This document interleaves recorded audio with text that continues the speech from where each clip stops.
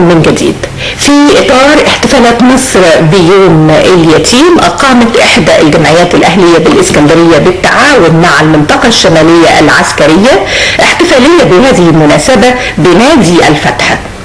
تم خلالها تقديم عروض فنية مختلفة وهدايا على الأطفال المشاركين في هذه الاحتفالية. زميلنا علاء شرف حضر الاحتفالية ووفانا بالتقرير التالي.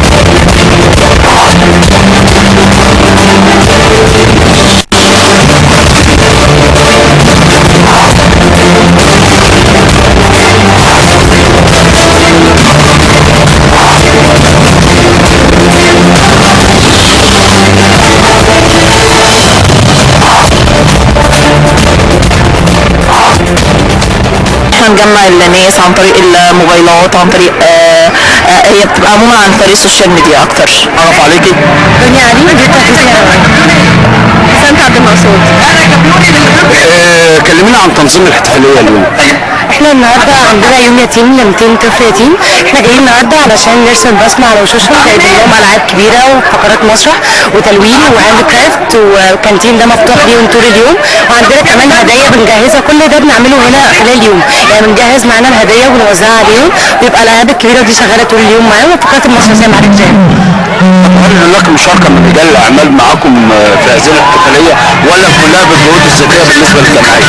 احنا جمعيه بتعتمد على الجهود الشخصيه فقط، يعني احنا كمتطوعين بنجمع من اهالينا واصحابنا فقط، ما لناش اي ممولين او اي سبونسر. ايه اللي بتقدموه النهارده للايتام؟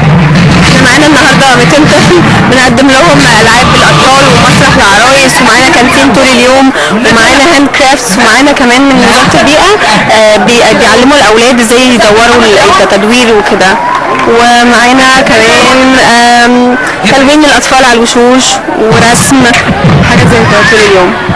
طب الجمعيه بتقتصر بالاحتفاليه دي خلال شهر ابريل فقط ولا انتوا في اهتمام من الجمعيه بالايتام خلال العام كله؟ احنا خلال العام لينا بنعمل حاجات مع الاطفال ولينا يعني تابعين معاهم، بس هو في ابريل هو ده الفقره المميزه، يعني دي الحفله بتبقى الكبيره بتاعتهم يعني. ايه اللي بقى بتقدموه خلال العام؟ احنا عندنا حاجات كتيره جدا، في حاجات ثابته وفي حاجات بتبقى موسميه زي يوم اليتيم، زي رمضان، زي العيد بيبقى فيها لحمه ورمضان شنط وكده. فدي حاجات بقى اللي احنا مستمرين فيها على طول، زي تنميه المناطق العشوائيه. احنا جمعيه مختصه بتنميه المناطق العشوائيه في اسكندريه، بنمسك ضواحي اسكندريه كلها وبنحاول ان احنا نعملها تنميه من جميع الجوانب.